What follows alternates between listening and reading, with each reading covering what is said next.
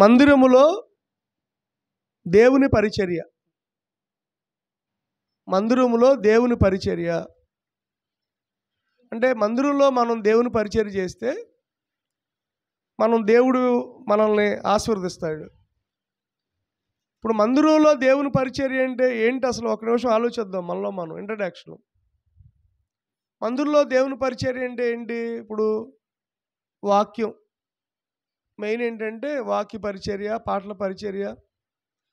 పాటల పరిచర్య అంటే గుర్తొచ్చింది, మరలా నేను చెప్దాం అనుకున్నాను. రేపు మీటింగులకి మామూలుగా మనం ఇండివిజువల్గా మామూలుగా అనుకుంటాం, మనం పాటలు అనుకుంటాం కదా. పాటలు పాడడం, వాక్యం చదవటం, వాక్యం, తర్వాత డ్రమ్ము కొట్టడం, కాంగో కొట్టడం, తర్వాత ఇదంతా ఏంటంటే ప్రార్థన పరిచర్య. కానీ మందిర పరిచర్య అంటే చాలా గొప్పది. ఈ మందిర పరిచర్య చేయడానికి దేవుని వాక్యంలో చూద్దాం. 4 వ్యక్తుల గురించి చెప్తాను నేను మీకు ఈరోజు. అంటే 4 వ్యక్తులు అంటే ఫస్ట్ ఒక 7 కనిపిస్తారు మనకి. తర్వాత ఒక్కొక్కరి గురించి నేను చెప్తాను. మందిరంలో పరిచర్య చేశారు వాళ్ళు. అపోస్తుల కార్యాలు చూడండి, మొట్టమొదటిగా 6వ అధ్యాయం 1వ వచనం నుండి 6వ వచనం వరకు చదువుకుందాం. ఆ దినములలో శిష్యుల సంఖ్య విస్తరించినప్పుడు అనుదిన పరిచర్యలో తమలోని విధవరాండ్రను చిన్న చూపు చూచిరని హెబ్రీయుల మీద గ్రీకు భాష మాట్లాడు యూదులు సనగసాగిరి. అప్పుడు 12 అపోస్తులు తమ యొద్దకు శిష్యుల సమూహమును పిలిచి, మేము దేవుని వాక్యం బోధించడం మాని ఆహారము పంచిపెట్టుట యుక్తము కాదు.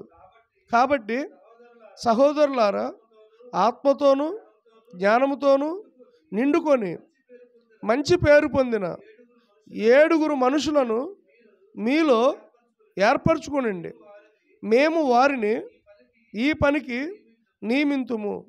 అయితే మేము ప్రార్థన యందును వాక్య పరిచర్య యందును ఎడతెగక ఉందుమని చెప్పిరి. ఈ మాట జనసమూహం అంతటికి ఇష్టమైనందున వారు విశ్వాసముతోనూ పరిశుద్ధాత్మతోనూ నిండుకొనిన వాడైన స్టెఫను, ఫిలిప్పు, ప్రాకోరు, నీకానోరు, తీమోను, పర్మేనాసు, యూదుల మత ప్రవిష్టుడును అంతియోకియ వాడును అగు నికోలాసు అను వారిని ఏర్పరచుకొని వారిని అపోస్తుల ఎదుట నిలవబెట్టిరి. వీరు ప్రార్థన చేసి వారి మీద చేతులు ఉంచిరి. చాలండి, చిన్న ప్రార్థన చేసుకుందాం. ప్రభువా, ఈరోజు మరి ప్రాముఖ్యమైనటువంటి విషయాల్లో నాయన మందిరంలో ఆ పరిచర్య గురించి నాయన మరి మేము జ్ఞాపకం చేసుకుంటున్నాం.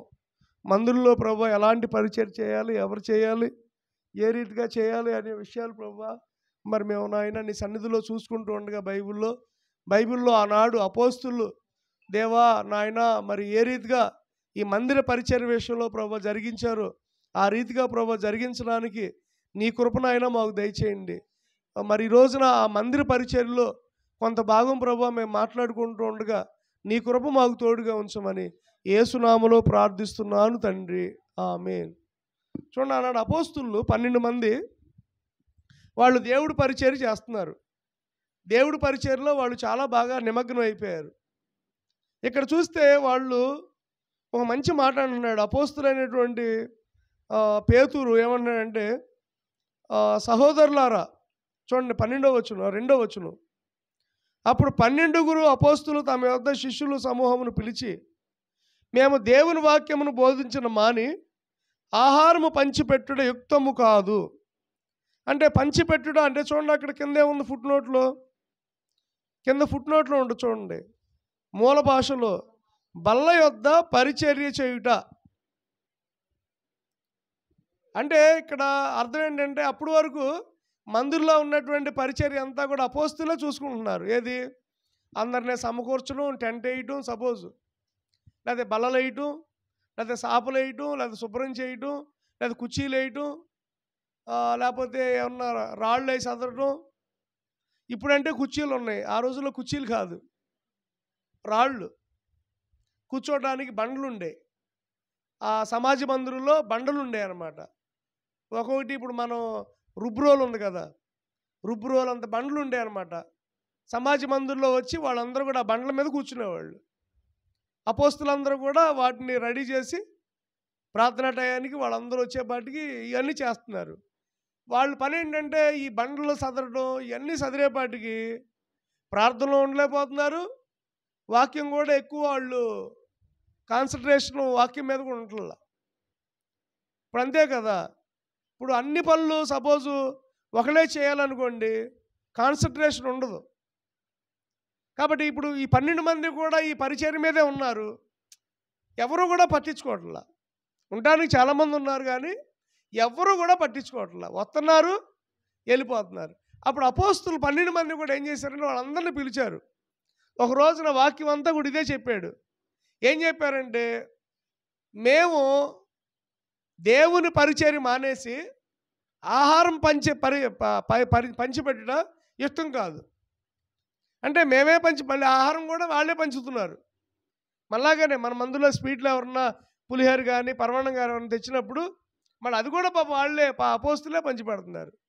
ఇస్తరాకుల్లో పెట్టి, లేకపోతే ఆకుల్లో, అప్పుడు ఆ రోజులు ఆకుల్లో పెట్టి మళ్ళీ అవి కడిగి మళ్ళీ ఆ పరమాన్నం లేకపోతే ఏదన్నా ఆ స్వీట్లు, లేకపోతే ఇప్పుడంటే పరమాన్నం పులిహోర, అప్పుడు అవి కాదు కదా, రొట్లు. ఎవరైనా మందిరంలోకి రొట్లు తెచ్చేవాళ్ళు, ఆ రొట్లు పంచిపెడుతున్నారు. పరిచర్య ఏది, వాక్యం ఏది, రావటం, శుభ్రంగా ప్రార్థనలో ఉండటం, వెళ్ళిపోవడం జరుగుతుంది. ఇప్పుడు అపోస్తులు అయినటువంటి ఈ 12 మందికి కూడా దేవుడు ఒక ఆలోచన ఇచ్చాడు. ఏంటంటే ఆలోచన అలా కాదు, అది కరెక్ట్ కాదు. ఓ పని చేయండి, ఇక్కడ చూడండి అంటున్నాడు 6వ వచనంలో, 3వ వచనం చదవండి ఒకసారి, 2:3. అప్పుడు 12 అపోస్తులు తమ యొద్దకు శిష్యులను సమూహమును పిలిచి, మేము దేవుని వాక్యము బోధించడం మాని. చూడండి ఏం జరగట్లేదు అక్కడ, దేవుని వాక్యం సరిగ్గా జరగట్లా. ఎందుకంటే పాప ఈ 12 మందికి కూడా ఏం సరిపోతుంది, ఈ పనే వండుకోవటం, లేకపోతే వాళ్ళకి పెట్టడం, ఇదే సరిపోతుంది. కాబట్టి దేవుని వాక్యం బోధించడం మాని మీకు ఆహారం పంచిపెట్టడం యుక్తం కాదు. అంటే బల్ల యొద్ద పరిచర్య చేయడం కరెక్ట్ కాదు. కాబట్టి ఇక్కడ చూడండి మళ్ళీ 3వ వచనం, కాబట్టి సహోదరులారా, ఆత్మతోనూ జ్ఞానంతోనూ నిండుకొని మంచి పేరు పొందిన 7 మనుషులను మీలో ఏర్పరచుకోనండి, మేము వారిని ఈ పనికి చూడండి అక్కడ దాదాపు కొన్ని వేల మంది ఉన్నారు. అప్పటికే వాళ్ళు దాదాపు కొన్ని వేల మంది ఉన్నారు. అవునా, సంఘం ఎలా ఉంది, అపోస్తుల కార్యాలు మొదటి అధ్యాయంలో 120 మంది ఉన్నారు. 120 మందిలో 3000 మంది యాడ్ అయ్యారు 3వ అధ్యాయంలో, అదే 2వ అధ్యాయంలో. 3వ అధ్యాయంలో 4000 మంది, దాదాపు సంఘమే 10,000 మంది ఉన్నారు. 10,000 మంది ఉంటే ఆ 10,000 మందికి పరిచర్య ఎవరు చేస్తున్నారు? కాబట్టి ఇప్పుడు దేవుడు ఒక కొత్త ఆలోచన ఇస్తున్నాడు, కొత్త రెవల్యూషన్ ఇస్తున్నాడు. ఏంటంటే మీ 10,000 మందికి మేమే పరిచర్య చేస్తున్నాం, అది కరెక్ట్ కాదు. కాబట్టి అమ్మా ఇదిగో నువ్వు చెయ్యి, అయ్యా ఇదిగో నువ్వు ఈ పనికి నియమించు, ఇదిగో మీరు ఈ పని చేయండి. మొన్న చెప్పాను కదా, ఏం చెప్పాను, సీమోన్ అన్నతో చెప్పాను, అన్న మీరు ఈ బలిపీఠం దగ్గర పరిచర్య చూసుకుని. ఈరోజు వచ్చేసారు, వచ్చి చీపురు పట్టుకొని తుడిచి ఇవన్నీ అడిగారన్నమాట, నన్ను ఎలా చేయాలి ఏంటని అన్నీ చెప్పాను. అంటే ఫస్ట్ కదా కొంచెం మిస్టేక్ వచ్చింది, అలానే కాదు, కొంత మిస్టేక్ వచ్చింది. కానీ అంటే చూడండి, ఒక పని అప్పచెప్పినప్పుడు దాన్ని బాధ్యతగా చేయగలగడం గొప్పతనం. ఇప్పుడు మన మందిరంలోకి ఎవరైనా స్వీట్ పట్టుకొచ్చారనుకోండి, దాన్ని పంచేది ఎవరు? వెరీ గుడ్, బాగా చెప్పారు, అర్థమవుతుందండి. అంటే అప్పచెప్పిన పని సమర్థవంతంగా చేయగలగాలి కదా. అలాగే ఇక్కడ వీళ్ళందరూ కూడా నేను ఇంకా సుజాత గారిని అలా చెప్పాను, అలా చెప్పలా. వాళ్ళు ఏం చెప్పారు తెలుసా, సంఘానికే చెప్పారు, మీరే నిర్ణయించుకోండి ఎవరు మంచివాళ్ళు, వాళ్ళని నా దగ్గర తీసుకురండి, ఆ 7 మీద మేము ప్రార్థన చేసి ఆ పనికి నియమిస్తాం. తుడిచేవాళ్ళు, సదిరేవాళ్ళు. అంటే చూడండి, బల్ల దగ్గర పరిచర్య చేయడం ఆషామాషి కాదు. పొద్దున్న ఊడ్చేటప్పుడు అదే అన్నారు అమ్మగారు, దేవుడు మీకు ఒక గొప్ప ఆశీర్వాదం ఇచ్చాడండి, దేవుని బలిపీఠం తుడచడం అంత ఆషామాషి కాదు, అది ఎవరికి ఇవ్వం. కానీ దేవుని కృప అది కొంతమందికి మాత్రమే దొరికేటటువంటి ఆశీర్వాదం. మనం అనుకోవచ్చు ఏంటో ఇదని, కానీ లేదు. బల్ల యొద్ద పరిచర్య అంటే అది ఆషామాషి కాదు. కాబట్టి 7 వ్యక్తుల్ని వాళ్ళు చూశారండి. 7 ఎవరో మగోళ్ళే, 7 కూడా పురుషులు. వాళ్ళ పేర్లు చూడండి, భలే ఉంటాయి వాళ్ళ పేర్లు. 6వ అధ్యాయంలో రాసుకోండి, వాళ్ళ పేర్లు కూడా రాసుకోండి అక్కడ. చూడండి, మళ్ళీ వీళ్ళు ఎలా ఉండాలంట, ఏంటి ఇంత క్వాలిటీసా? సాపలైటానికి కూడా ఇంత క్వాలిటీస్ ఉండాలా? ఆ బల్లలు అటు ఇటు సదరడానికి కూడా జ్ఞానం ఉండాలా? చూడండి ఏమన్నాడు 3వ వచనం, కాబట్టి సహోదరులారా ఆత్మతోను జ్ఞానముతోను, అంటే ఆత్మతో. చూడండి బల్ల యొద్ద అంటే దేవుని మందులో పరిచయం చేయాలంటే మొట్టమొదటిగా రక్షణ పొందిన వారే ఉండాలి. అది సాపవచ్చు, చీపురవచ్చు. రక్షణ పొందిన తర్వాత పరిచయం చేయాలి. ఆత్మతో ఎప్పుడు నింపబడతాడు? పరిశుద్ధాత్మ ఎప్పుడు వస్తుంది వాళ్ళ మీద?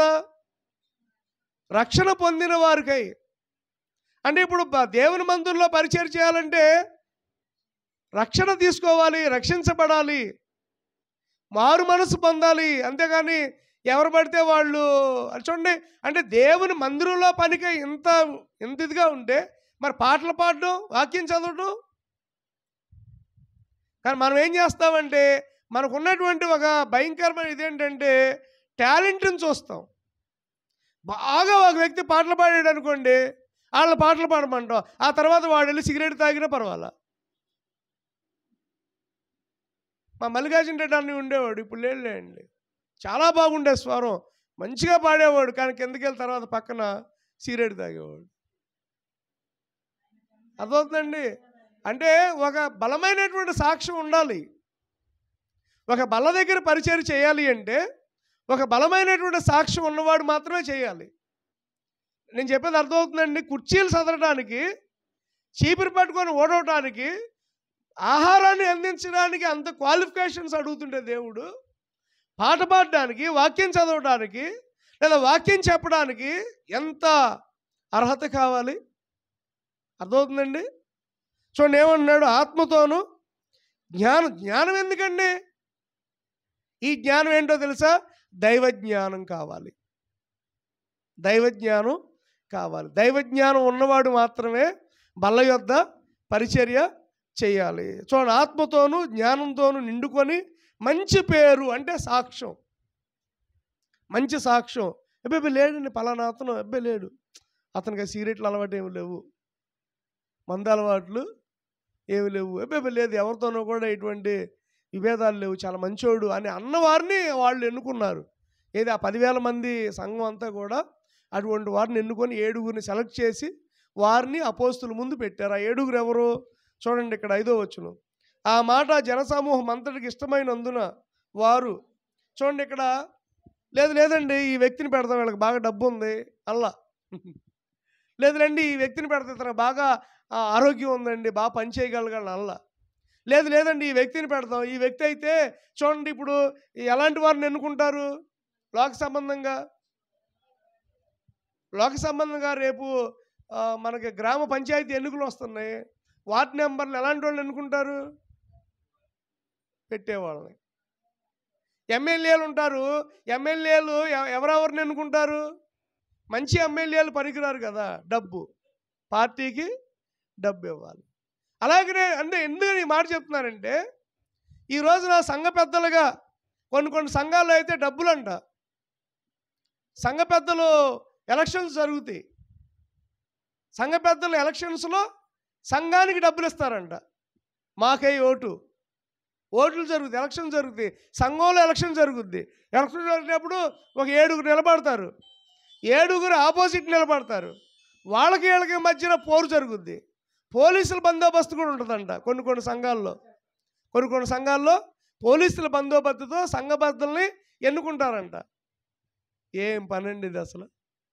ప్రార్థనతో విశ్వాసంతో దేవుడు అంటున్నాడు, ప్రార్థనతో విశ్వాసంతో ఉన్నటువంటి వారిని ఆ పనికి నియమించమంటే ఇప్పుడు వీళ్ళు అన్నారా మాకు ఇష్టమే అని మొత్తానికి ఆ 10,000 మందిలో 7 దొరికారండి. ఇంతేనా? సంఘం ఎంతమంది ఉంది అర్థమవుతుందా రమ్య? సంఘం ఎంతమంది ఉంది? అపోస్తుల కార్యాలు 2వ అధ్యాయంలో ఎంతమంది ఉన్నారండి? 120 మంది. ఏది? మేడగదిలో పరిశుద్ధాత్ముడు రాకముందు 120 మంది ప్రార్థన చేసుకుంటుంటే పరిశుద్ధాత్ముడు వచ్చిన తర్వాత 3,000 మంది చేర్చబడ్డారు. ఏది? 3వ అధ్యాయంలో. 4వ అధ్యాయంకి వచ్చేపాటికి 5వ అధ్యాయంకి వచ్చేపాటికి 4,000 మంది, 5,000 మంది, అలాగే వేలే.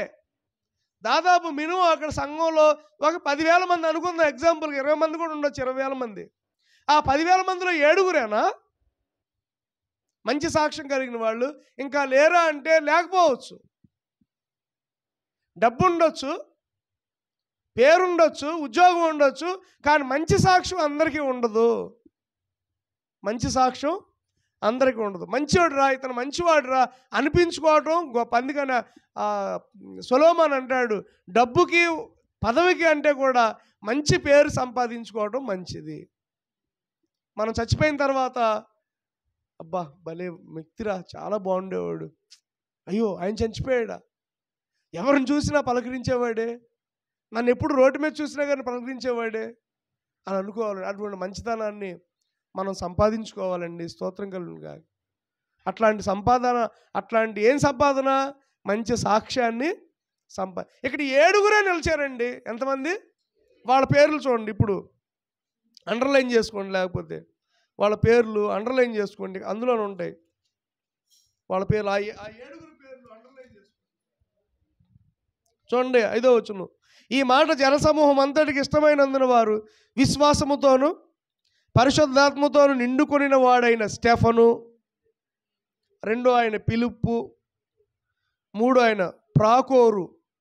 చూడండి చాలా జాగ్రత్త చదవ. ప్రాకోరు. 4 ఆయన నికానోరు, 3వది తీమోను, తిమోతి కాదు తీమోను.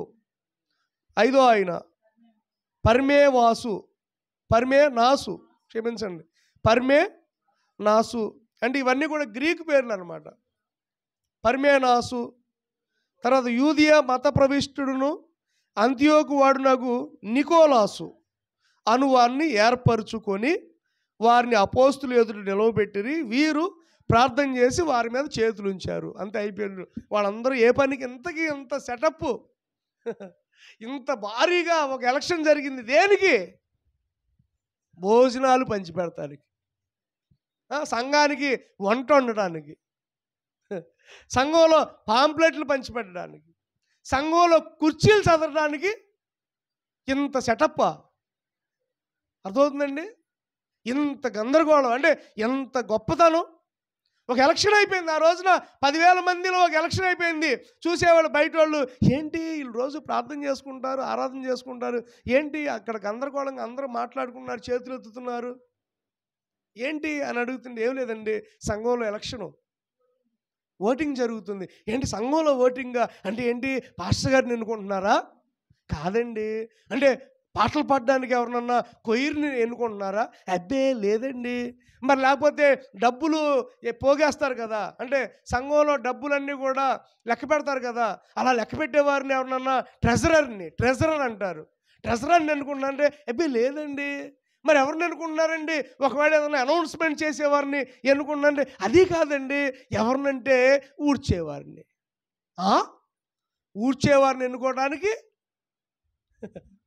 ఏంటి ఆ బల్లలు సదరడానికి, ఆ కుర్చీలు సదరడానికి, ఏంటి ఆ బూజుకి అంతా దులిపి సేవకులు వచ్చేపాటికి రెడీ చేయడానికి, తయారు చేసే 7 అభిషేకించడానికి, 7 ఎన్నుకోవడానికి. ఇంత ఉందా దేవుడి వాక్యంలో? అంత ఉంది దేవుని వాక్యంలో. అంతేగాని ఒక మాటతో చెప్పేసేది కాదు.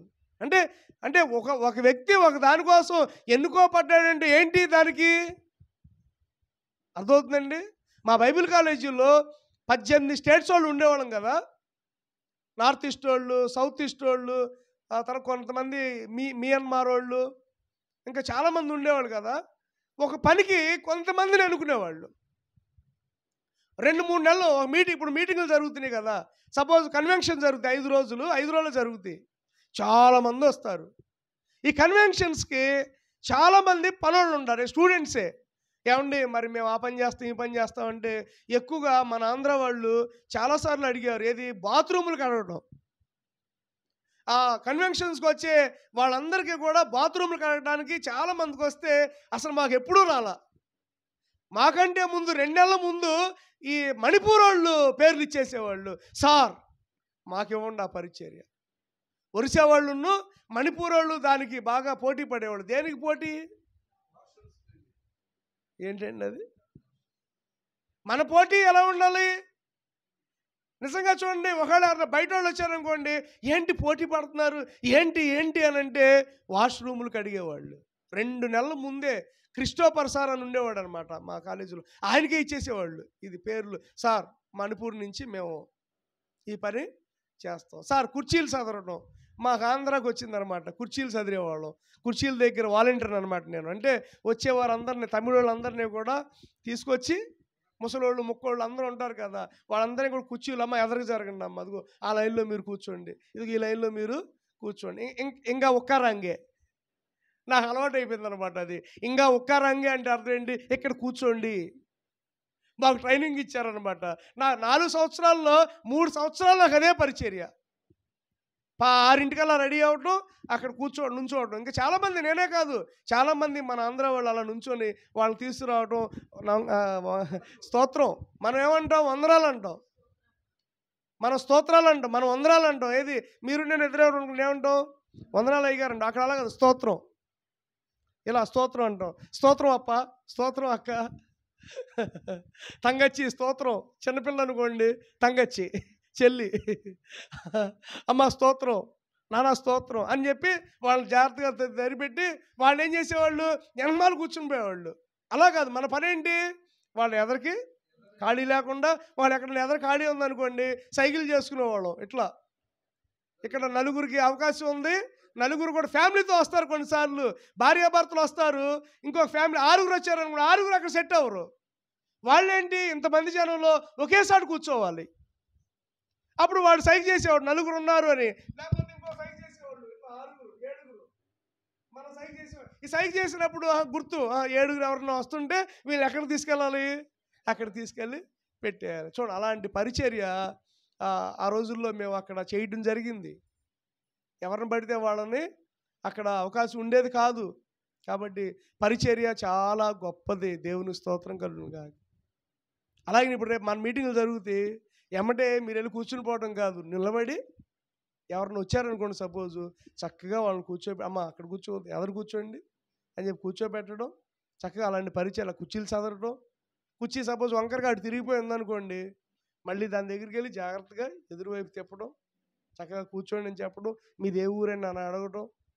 ఒకవేళ వాళ్ళు బాగా పరిచయస్తులు అనుకోండి, వాళ్ళతో కాంటాక్ట్ పెట్టుకొని వాళ్ళు మాట్లాడడం. అలా జరిగితేనే పరిచర్య చాలా జరుగుతుందండి. దేవుని స్తోత్రం కలుగుగా. అంటే ఇంత భయంకరమైనటువంటి పరిస్థితి జరిగిందండి అపోస్తుల కార్యాల్లో. వాళ్ళల్లో 7 ఎవరు గొప్పవాడు? స్టెఫను గురించి జ్ఞాపకం చేసుకున్నాం కదా, చాలాసార్లు చెప్పాను. స్టెఫను గురించి ఆత్మతోను జ్ఞానంతోను నిండుకొని అతనికి వాక్యం తెలిసిన వాడు అతను. స్టెఫను వాక్యం చెప్తాడండి 7వ అధ్యాయంలో. స్టెఫను వాక్యం చెప్తాడు ఎవరికి? ఇశ్రాయేలీయులకి. అక్కడ మీరు చదవండి ఇంటికి వెళ్ళిన తర్వాత. స్టెఫను పరిచర్య చాలా గొప్పదండి. అంటే అందుకని దేవుని మందులో పరిచర్య చాలా గొప్పది. అది ఏ పనైనా దేవుని మందులో పరిచర్య చాలా గొప్పది. అది పాటలు పాడటమా, లేకపోతే వాక్యం చదవడమా, వాక్యం చెప్పడం అనేదే కాదు. చీపురు పట్టుకున్నా, లేకపోతే ఇంకోటి ఏదైనా బకెట్ పట్టుకున్నా, ఏది పట్టుకున్నా, అందుకనే మనం సిగ్గుపడాల్సిన వాళ్ళం కాదు. ఇది ఏంటంటే దేవుని పని. ఇదేంటండి? దేవుని పని. స్తోత్రం కలుగును గాక. ఏం పని అండి? దేవుని పని. దేవుని నామానికి భయం కలుగును గాక. నేను చెప్పాను ఒకసారి బర్సింగ్ గారి గురించి. బర్సింగ్ గారు ఒక చోటకి పరిచర్యకి వెళ్తే అక్కడ టాయిలెట్స్ దగ్గర ఒక ఆవిడ ఉందట. టాయిలెట్స్ దగ్గర క్లీనింగ్ చేస్తే ఒక ఆవిడ ఉంటే ఆవిడ అందంట, సార్ నేను ఫ్లైట్లో వచ్చేటప్పుడు నేను మిమ్మల్ని చూశానండి అందంట బర్సింగ్ గారిని. ఆయన అన్నాడంట, అలాగమ్మా నువ్వు ఫ్లైట్లో వచ్చావా అని ఆశ్చర్యపోయి, అవునండి, మీరు వచ్చిన ఫ్లైట్ తోలింది నేనే. I am the pilot of your flight. మీరు వచ్చిన ఫ్లైట్ తోలింది ఎవరినంటే నేనేనండి. ఐ ఆమ్ పైలట్ అందంట. ఆవిడ ఎలా ఉంది? అక్కడ ఒక చీపురు కాదు, ఇది ఏమంటుంది దాన్ని, ఏమంటుంది దాన్ని, పొద్దున్న తెమ్మన్నాం లైజల్ హార్పిక్ అవి కడుగుతాం కదా బాత్రూమ్, అవి పట్టుకొని ఉందంట. I am pilot. ఏం పట్టుకుంది అసలు చూడండి, అసలు ఆయనకే ఆశ్చర్యం అనిపించేసిందండి. మనం కొన్నిసార్లు చీపురు పట్టుకోవడానికి కూడా భయపడతా ఉంటాం, బెదురుతూ ఉంటాం. ఏంటో ఇలా దేవుని మందుల్లో మనము తగ్గించుకుంటే దేవుడు మనల్ని ఉన్నతంగా ఆశీర్వదిస్తాడు. స్తోత్రం కలుగును గాక. హల్లెలూయా. దేవుని నామానికి మహిమ కలుగును గాక. కాబట్టి ఇక్కడ 7గురిని దేవుడు పరిచర్యలో వాడుకున్నాడండి. 7గురు మాత్రమే కాదు, ఇంకా ఉన్నారు. చూడండి, రోమాపత్రిక 16వ అధ్యాయము 1వ వచనం పక్కనే ఉండదు చూడండి. రోమిలకు రాసిన పత్రిక 16వ అధ్యాయం 1వ వచనం.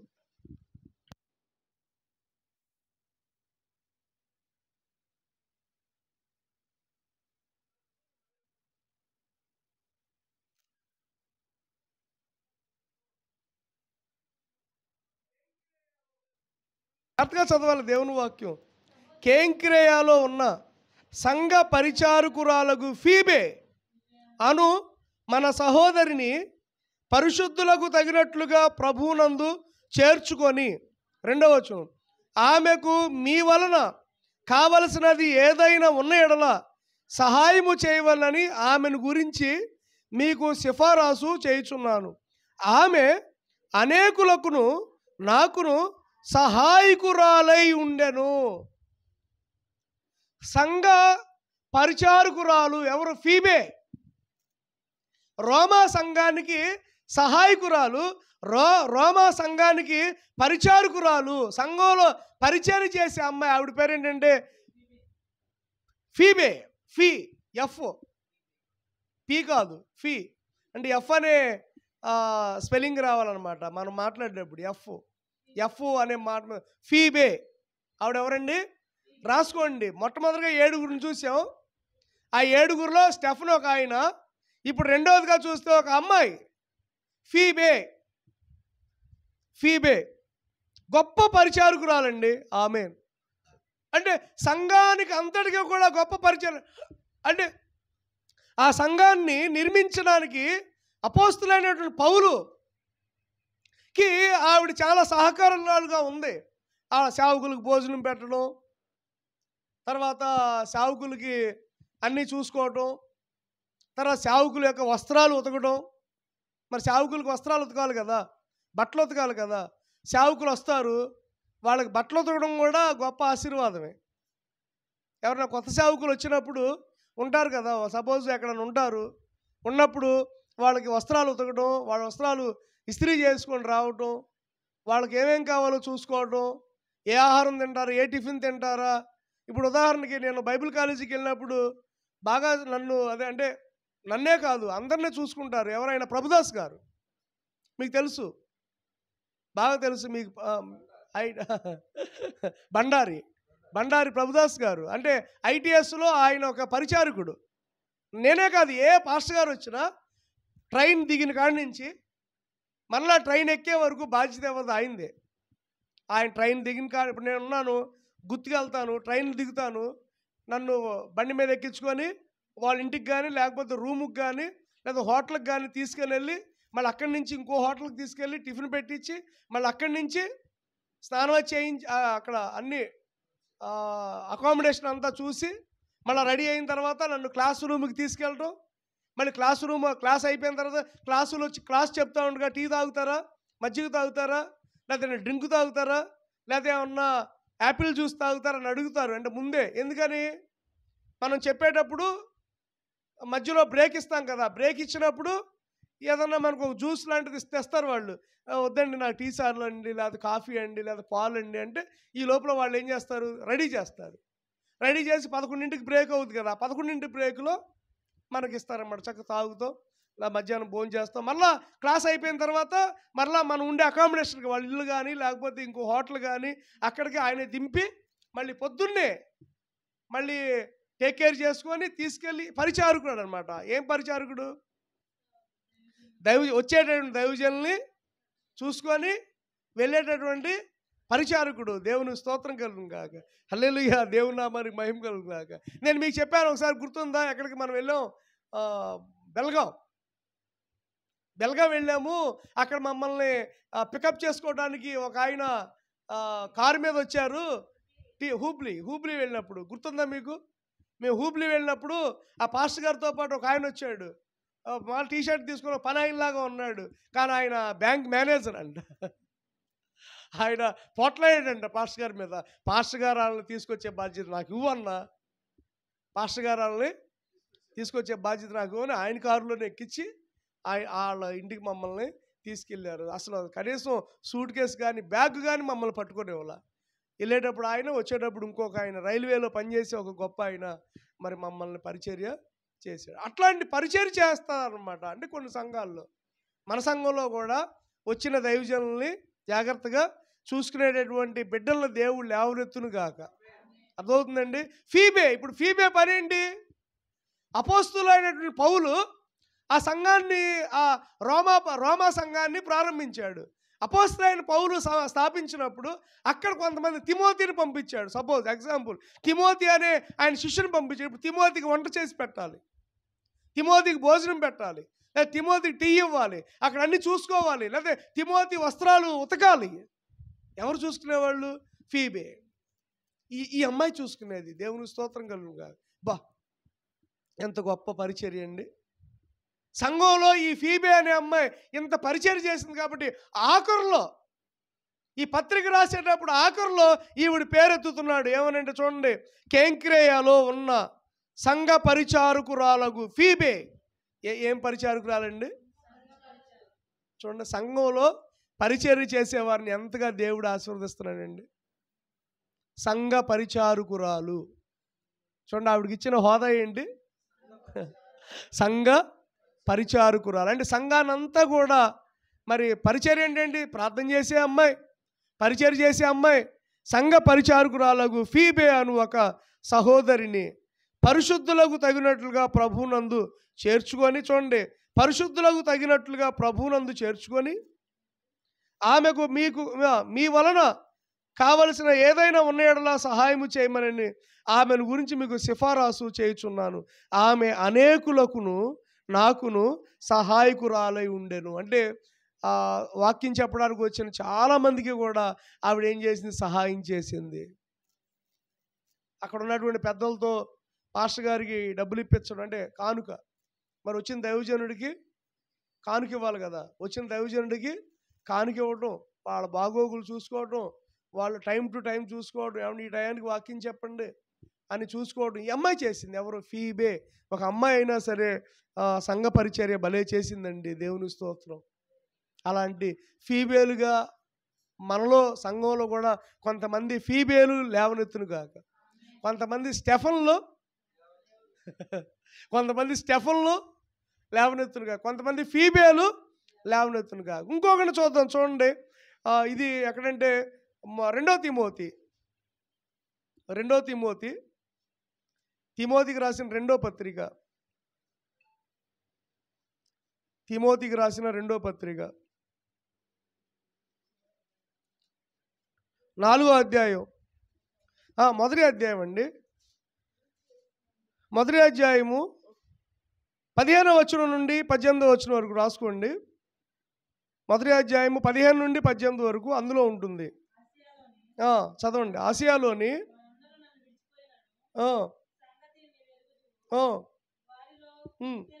పుగెళ్ళు,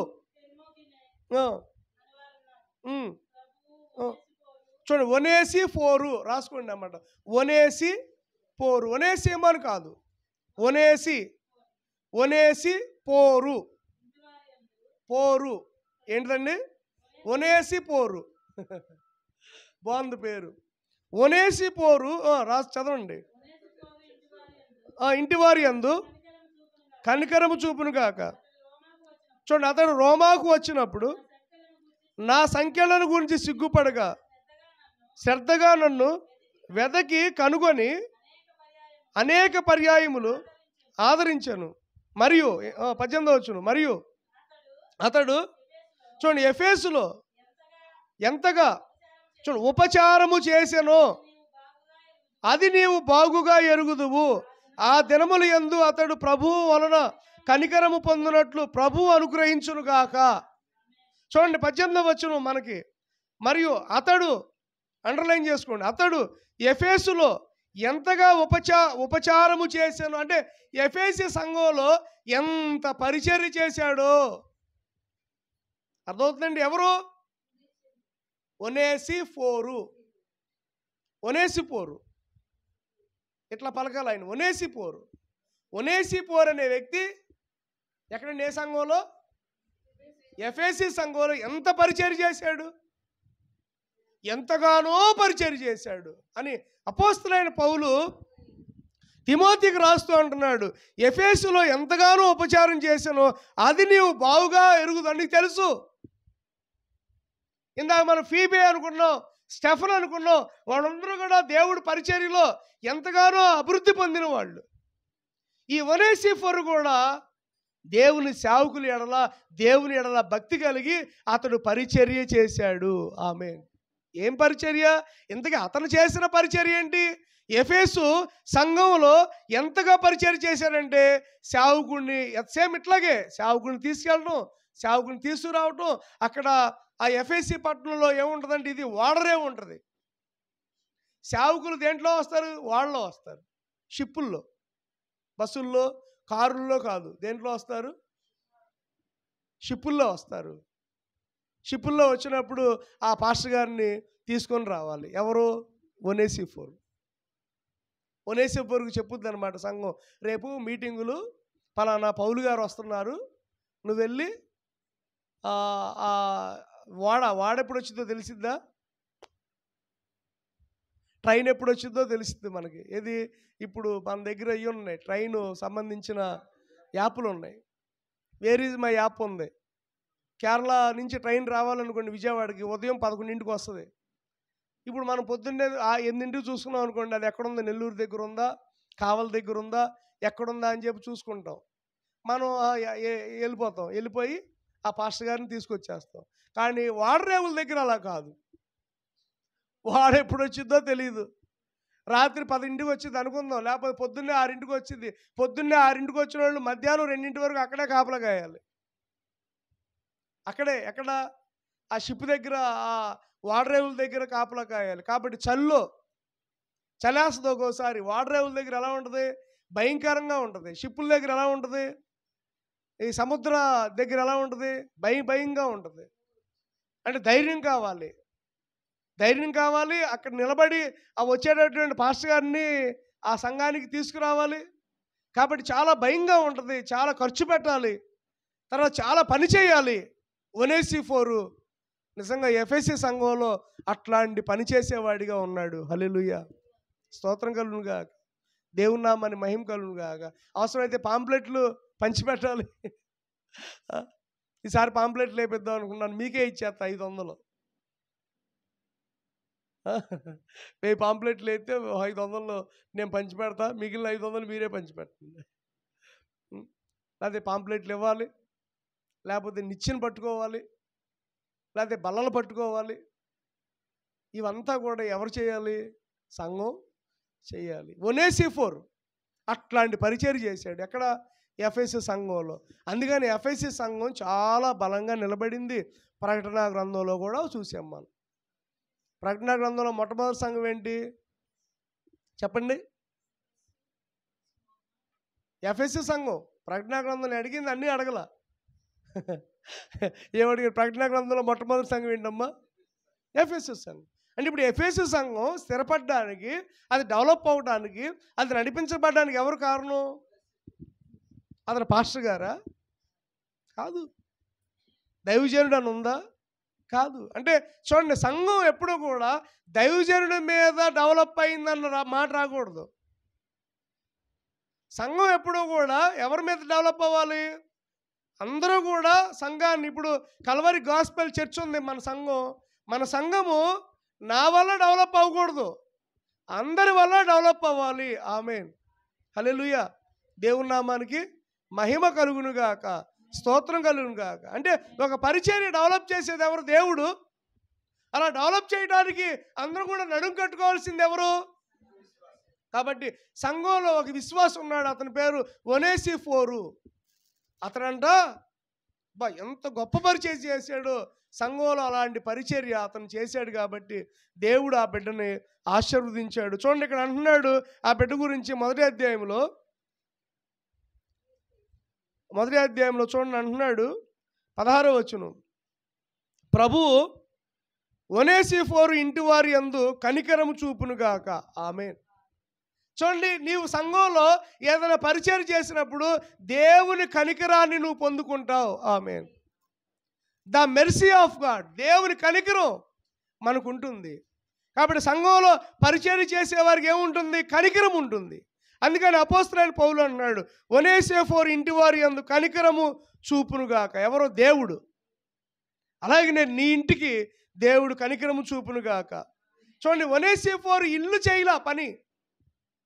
అంటే ఒనేసిము చేసిన ఆ పరిచర్య యొక్క ఆశీర్వాదం వాళ్ళ ఇంటి మీద కూడా వచ్చింది. ఆమేన్. దేవుని ఆశీర్వాదాలు నీ ఇంట్లో, నీవు దేవుడి పనిలో ఒక వ్యక్తి నువ్వు చేసావనుకోండి, అది మనకు రాదు, మన ఇంటి వారి మీదకి వస్తుంది. ఆమేన్.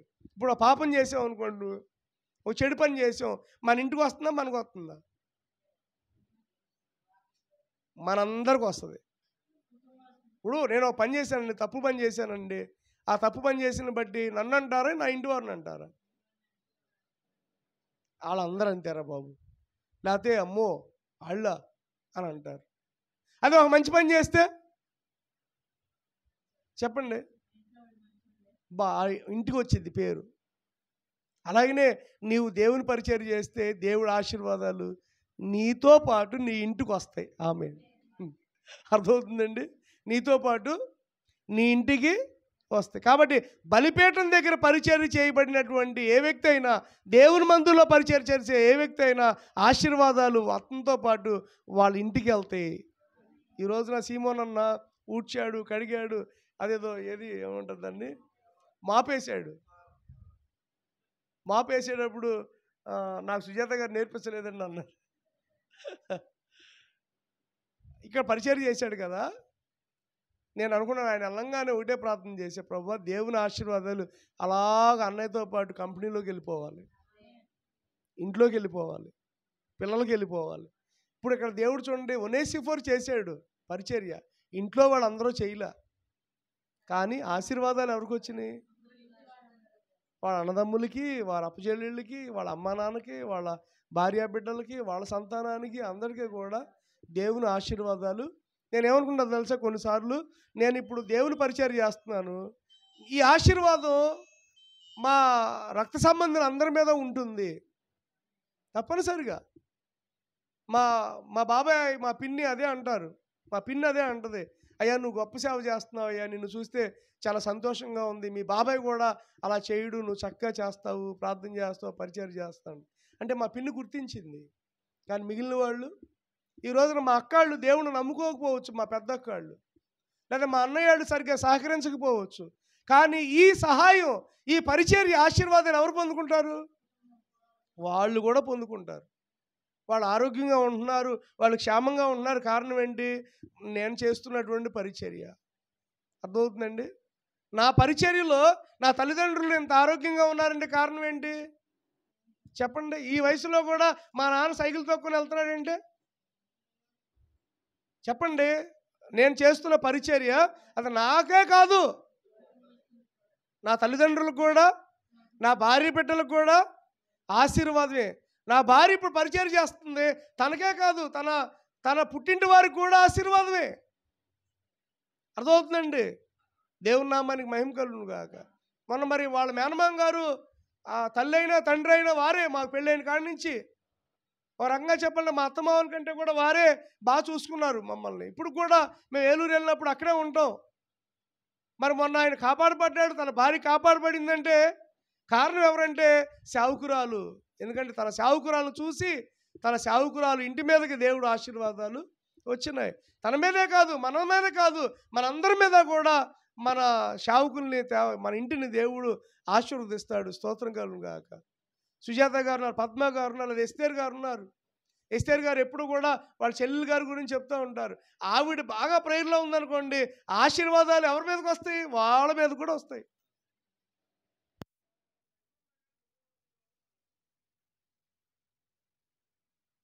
ఏదైనా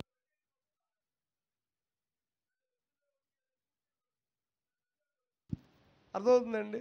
అంటే అక్క అయినా సరే మందిరానికి వస్తుంది, ఏదైనా పరిచయం చేశారనుకోండి, ఆశీర్వాదాలు మీకు వస్తాయి, మీ ఇంటి మీదకి వస్తాయా?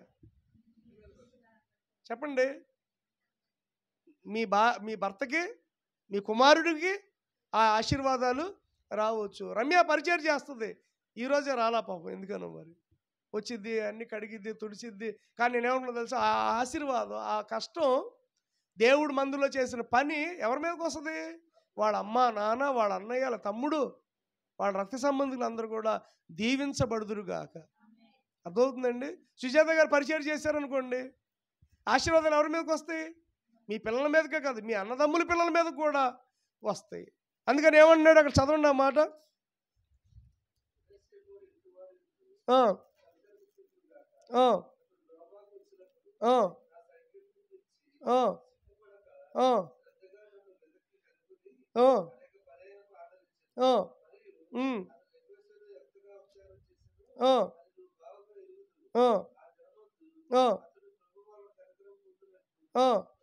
చూడండి, ప్రభువు కనికరము పొందినట్లు ప్రభు అనుగ్రహించునుగాక. సో దేవుని పందిరులో మనం పరిచయం చేస్తే దేవుని కనికరము మనందరికి వచ్చునుగాక. ఇప్పుడు సపోజ్ కిషోర్ ఉన్నాడు, ఎంతో పరిచయం చేస్తూ ఉంటాడు, బాగా చేస్తాడు. కాబట్టి ఇప్పుడు ఆ ఆశీర్వాదాలు వాళ్ళ మీదే కాదు, వాళ్ళ అన్నల మీద, వాళ్ళ పిల్లల మీద, వాళ్ళ బంధువుల మీద కూడా వెళ్ళునుగాక. కాబట్టి దేవుని మందిరంలో దేవుడు పరిచర్య మనం చేయాలండి. దేవుని మందిరంలో స్టెఫను వలె, ఆ 7 వలె, ఫీబే వలె, తర్వాత ఒనేసిఫోరు వలె ఇంకొక ఆయన ఉన్నాడు, చూడండి, ఆయన కూడా చూపిస్తాను. 2 తిమోతి 4వ అధ్యాయము, 2 తిమోతి 4వ అధ్యాయం 11వ వచనం. 2 తిమోతి 4వ అధ్యాయం 11వ వచనం చదవండి.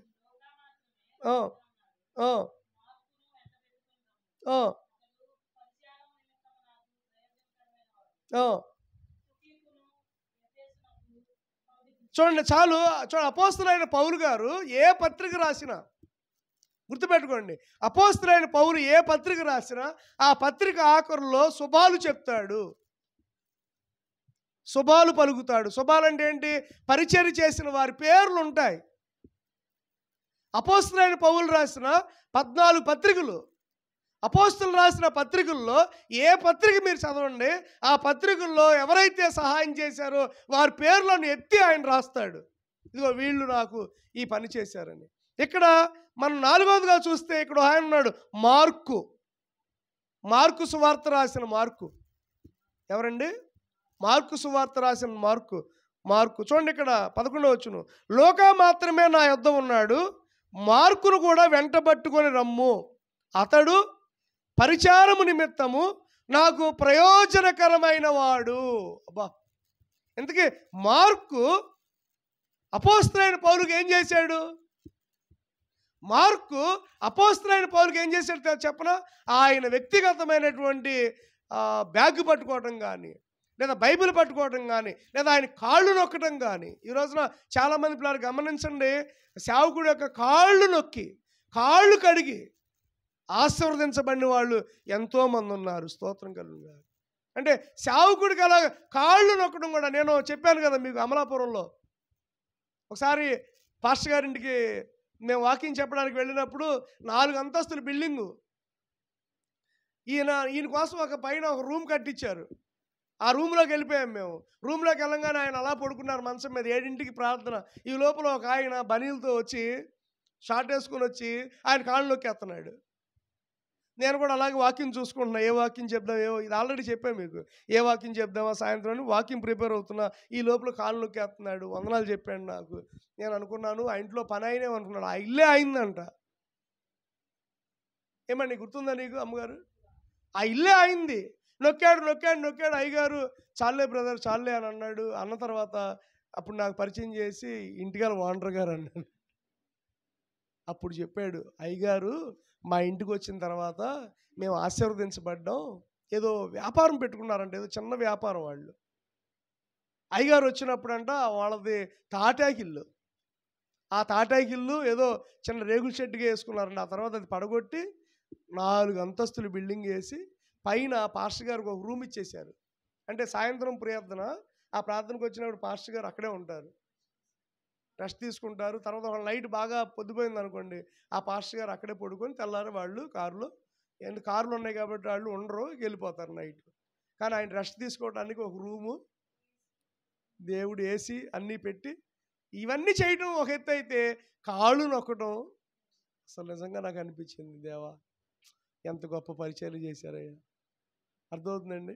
ఏసన్న గారి దగ్గర కూడా వాళ్ళ శిష్యులు, ఈ రోజున వాళ్ళ శిష్యులు మనం అనుకుంటున్నాం, రమేష్ గారు కానీ, అబ్రహాం గారు కానీ, లేకపోతే ఇంకొక ఆయన జాన్ వెస్లీ గారు కానీ, వీళ్ళందరూ ఏసన్న గారు శిష్యులు. ఏసన్న గారు ఏ పని చెప్పినా చేసి పాప సాయంత్రం అయ్యేపాటికి కాళ్ళు నొక్కేవాళ్ళు. వాళ్ళు దీవించబడ్డారు.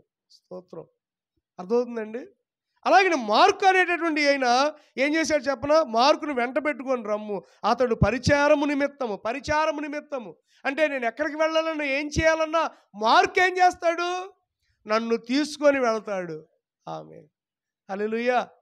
ఒకప్పుడు కుమార్ బాబు గారిని నేను సిరివేడ సైకిల్ మీద ఎక్కించుకొని వెళ్ళేవాడిని. ఇక్కడి నుంచి సిరివేడ నుంచి తేలపురోలు, ఆఖరికి పొట్టిపాడు వెళ్తుంటే ఆ 1 వేకి వెళ్ళేవాడు సాయంత్రం పూట.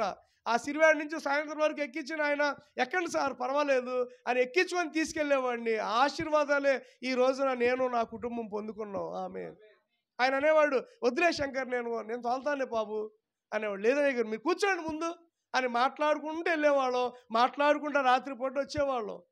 అలాగే సేవకుడిని తీసుకొచ్చడం, అలాగనే మనల్ని కూడా అలా పరిచయం చేసేటటువంటి అనుభవంలోనికి మనం రావాలి. మార్కు అపోస్తలుడైన పౌలుకి ఇలా పరిచయం చేశాడు కాబట్టి ఈ రోజున దేవుడు మార్కుని దీవించాడు, మార్కుని దేవుడు ఆశీర్వదించాడు. కాబట్టి దేవుని మందిరంలో పరిచారకులు చాలా గొప్పవారు. దేవుని మందిరంలో పరిచర్య చేయటం ఆశీర్వాదకరం. ఆమేన్. అట్టి ఆశీర్వాదం దేవుడు మనందరికీ ధారాళంగా దయచేయను గాక. చూడండి, 4 వ్యక్తులు చూపించా. మొట్టమొదటిగా దేవుని మందిరంలో పరిచర్య కోసం ఆ బల్ల దగ్గర నియమించబడిన వారు ఎవరు? స్టెఫన్ అండి. స్టెఫన్ కాదు, 7. ఆ 7లో స్టెఫన్ ఒక ఆయన. తర్వాత రెండవదిగా పరిచారకురాలకు ఫీబే, మూడవదిగా ఒనేసిఫోరు, నాలుగవదిగా మార్కు. నిజంగా ప్రియులారా గమనించండి, వీళ్ళ పేర్లన్నీ కూడా బైబిల్లో నమోదు చేయబడ్డాయి. ఒకవేళ నిజంగా దేవుని మందిరంలో మనం కూడా పరిచారకులు అయితే మీ పేర్లు పరలోకంలో ఏమవుతాయి? రేపటి రోజున పరలోకం వెళ్ళిన తర్వాత, సీమోనా నా మందిరాన్ని ఊడ్చినవాడు అంటే అందరి ముందు, ఎస్తేరా నా మందిరంలో కుర్చీలు చదిరిన ఆవిడ, పద్మాన నా మందిరానికి వచ్చినటువంటి వారికి వంట చేసిన ఆవిడ, నా మందిరానికి వచ్చిన నా బిడ్డల యొక్క పళ్ళాలు కడిగిన ఆవిడ, నా పళ్ళాలు కడిగింది అని దేవుడు ఎంతో గొప్పగా చెప్పుకుంటాడు. స్తోత్రం కలుగునుగా. కాబట్టి మనం దేవుడి పరిచర్యలో మనం ఏమాత్రం సిగ్గుపడకుండా, అది ఎలాంటి పరిచర్య అయినా సరే మనం దేవుడి మందిరంలో పరిచర్య చేసే ఒక గొప్ప ఆధిక్యత దేవుడు మనకి ఇచ్చునుగాక. దేవుని నామానికి మహిమ కలుగునుగాక. అందుకని పరిచర్య అంటే వాక్యం, పాటలు, ప్రార్థనే కాదు. పరిచర్య ఏంటి? మందిరంలో ఉన్న ప్రతిదీ కూడా దేవుని పని. ఆ పని మనం చేసేవారుగా దేవుడు మనల్ని బలపరిచి స్థిరపరిచి కాపాడునుగాక. కాబట్టి మందిరములో దేవుని పరిచర్య. ఏమండి, ఈరోజు మనం జ్ఞాపకం చేసుకున్న వాక్యం ఏంటి అమ్మా Ramya? The ministry in the church. Okay, very good. అమ్మా ఆశ్రయ చెప్పు. మందిరంలో, తెలుగులో చెప్పు. మందిరంలో దేవుని పని. చూడండి, విశ్వాసుడు డ్రమ్ము కొడుతున్నాడు. ఆ డ్రమ్ము బాగా కొట్టాడు అనుకోండి, దేవుడు ఆశీర్వదించి ఫ్యాట్ ఇస్తాడు. ఆమె ఫ్యాట్ బాగా ఇచ్చాడు అనుకో, బాగా కొట్టాడు అనుకోండి, దేవుడు తప్పనిసరిగా ఇంకోటి ఇచ్చి దేవుడి పరిచర్లో బలంగా వాడుకుంటాడు. ఈ రోజున దేవుడి పరిచర్లో ఉన్న మనందరం కూడా దేవుడు మనల్ని ఆశీర్వదించునుగాక. తల ఉంచుదాం, ప్రార్థన చేసుకుందాం. మనం కూడా మందిరంలో బల్ల దగ్గర, అంటే ఆ మందిర పనిలో పరిచర్య చేసే అవకాశం దేవుడు మనకి ఇచ్చినట్లుగా, ఆ పనిలో మనం నమ్మకంగా ఉండినట్లుగా, అది ఏది ఇచ్చినా కానీ మనం చేసేది తక్కువే. ఎందుకంటే మన కోసం దేవుడు సిలువ మోసి సిలువలో వేలాడి చనిపోయి ఆయన భారాన్ని భరించాడు. అటువంటి సిలువ మోసినటువంటి సిలువలో రక్తం కార్చిన ప్రభు కొరకు మనం చేస్తున్నాం. నా కోసం చేయట్లా, లేదా పాస్టర్ గారి కోసం చేయట్లా, ఫీబే అనే పరిచారకురాలు అపోస్తలుడైన పౌలు గారి కోసం చేయలా, యేసు ప్రభు కోసం చేసింది. మార్కు అపోస్తలుడైన పౌలు గారి కోసం చేయలా, యేసు ప్రభు కోసం చేసింది. అలాగనే మరి ఆ ఆహారాన్ని వడ్డిస్తడానికి ఏర్పాటు చేయబడిన 7 అపోస్తల కోసం చేయలా, ప్రభు కోసం చేశారు. అలాగనే ఒనేసిఫోరు పౌలు గారి కోసం కాదు, సేవకుల వారి కోసం కాదు, యేసు ప్రభు వారి కోసం చేశారు. అలాగే నువ్వు దేవుని మందిరంలో కడిగినా, తుడిచినా, లేకపోతే ఇస్త్రాకులు తీసినా అది నువ్వు చేసేది మందిరానికి కాదు, యేసయ్యకి, సేవకుడికి కాదు, యేసయ్యకి అని గుర్తించి నిన్ను నీవు దేవుడికి అర్పించుకొని సిద్ధపడి ఆయన రాకల్లో ఎత్తబడేవారిగా నీవు నేను ఉందుంగాక. అనేక మంది కొరకు ఆశీర్వాదకరంగా దేవుడు మన కుటుంబాలను ఉంచునుగాక. ప్రార్థన చేసుకుందాం. దేవుని సేవకురాలు ప్రార్థన చేస్తాం.